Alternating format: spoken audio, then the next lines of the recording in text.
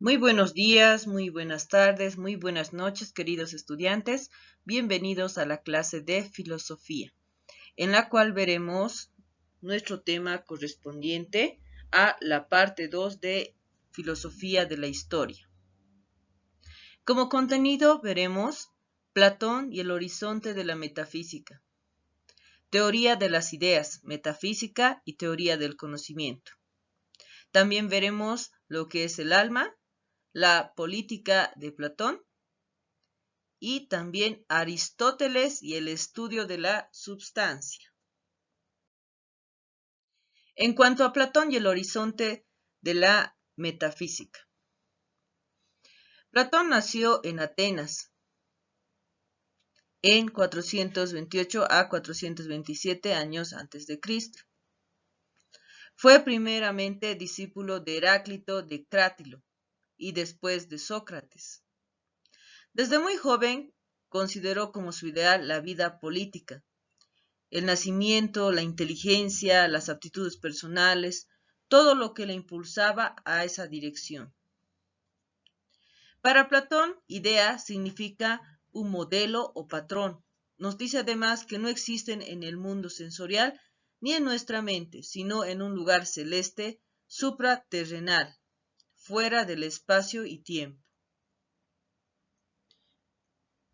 En cuanto a la política de Platón, para Platón existen tres clases, ¿no? La clase gobernante, que está gobernada por los sabios, la clase de los guerreros, que se ocupa de la defensa de la ciudad, y los productores, que se encargan de producir bienes materiales. Muy bien, en cuanto a teoría de las ideas, metafísica y teoría del conocimiento. La teoría de las ideas es el núcleo de toda la filosofía platónica. Nos dice Platón que el conocimiento requiere de un objeto permanente, inmutable, ¿no? A partir de justamente de este concepto, Platón llega a la conclusión de que debe existir algo distinto de lo que nosotros percibimos con nuestros sentidos, ¿no? Aquello que no cambie. Por lo tanto, Platón sostiene que existen dos tipos de realidad, el mundo sensible y el mundo de las ideas. Platón se afirma también que el alma pertenece al mundo eterno y el cuerpo al mundo transitorio, ¿no? Por lo tanto, el mundo sensible del cual nos habla Platón se refiere al cuerpo que nosotros tenemos, por así decirlo, prestado, ¿no? Para transitar por este mundo, ¿no? Y en cuanto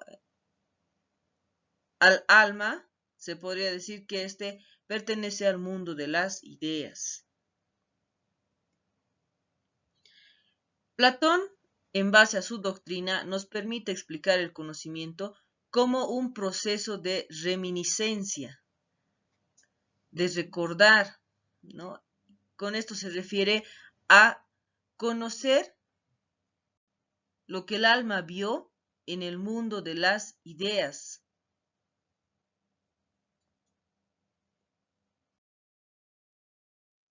En cuanto a la palabra alma entendida, ¿no? Por Platón.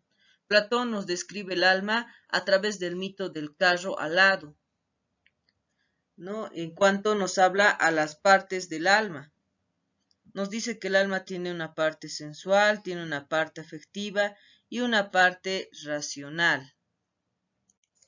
La parte sensual está relacionada con los instintos, los placeres sensuales, ¿no? A esta parte del alma le corresponde tomar en cuenta la teoría ética de Platón, ¿no? Una virtud gracias a la cual esa parte de esa alma es refrenada.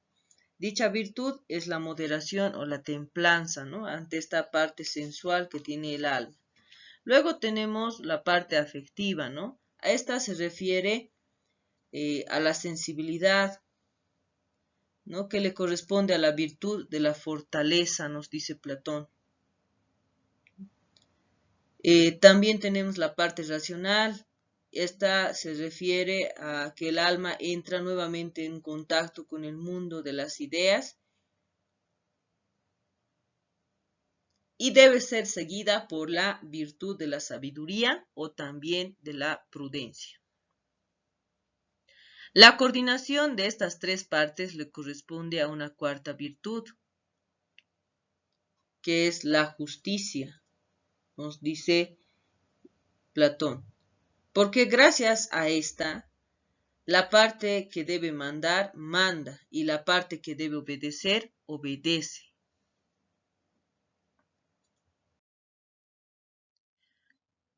Muy bien, en cuanto a Aristóteles y el estudio de la substancia,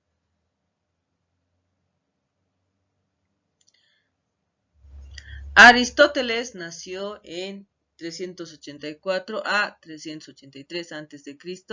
en Estágira. A sus 18 años, él viajó a Atenas e ingresó casi de enseguida a la escuela platónica, donde él ha podido madurar y consolidar su propia vocación filosófica.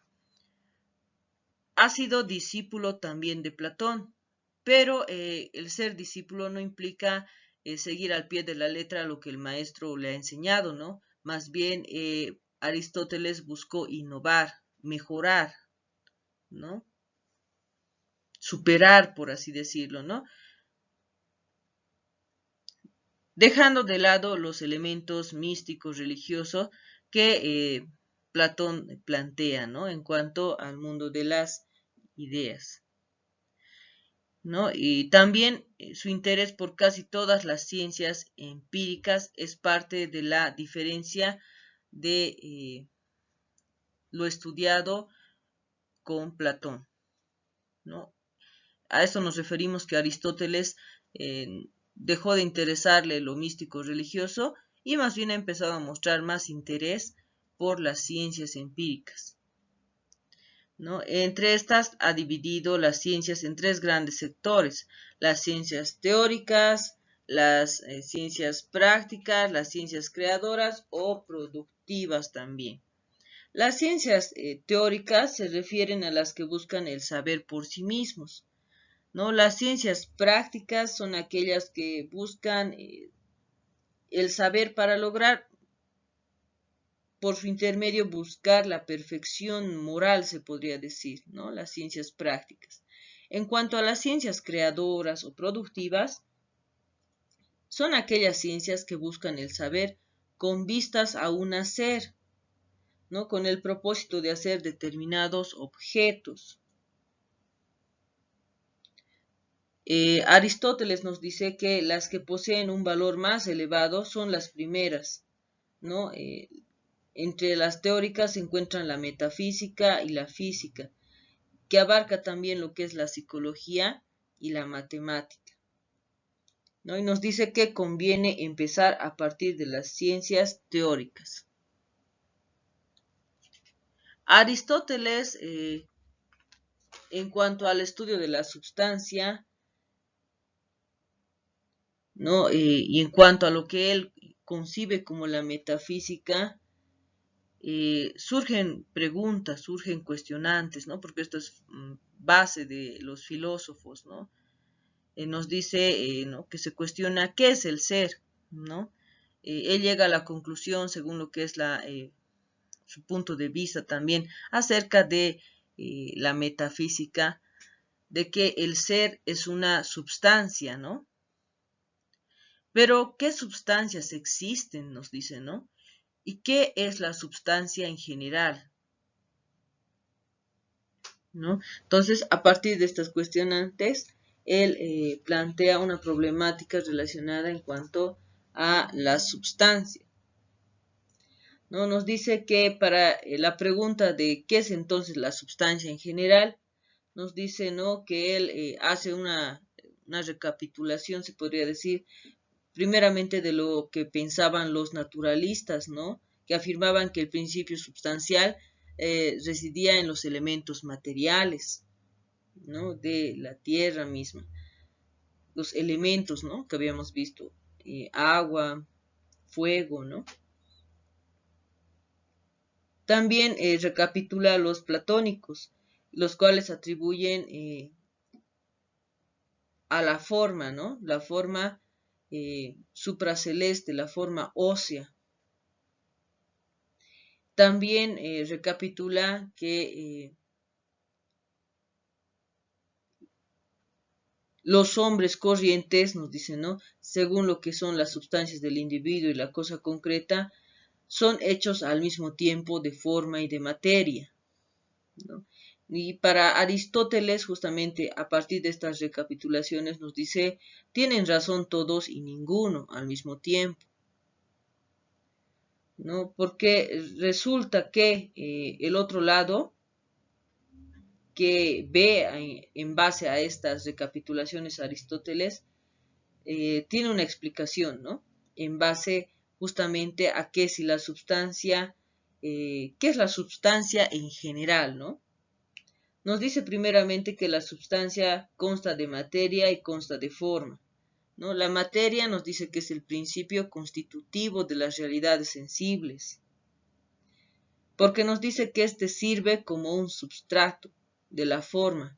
Por ejemplo, la madera es un substrato de la forma del mueble, ¿no? Si eliminamos la materia, eliminamos todas las cosas sensibles. La materia, impropiamente, es substancia, nos dice, ¿no? Y la forma nos dice que esta es la medida en que ese principio se determina. Por ejemplo, nos dice que la forma actualiza, realiza la materia, constituye forma aquello que es cada cosa, ¿no? La forma tiene que ver con su esencia. Y por tanto nos dice, ¿no?, que substancia de pleno derecho corresponde a la esencia.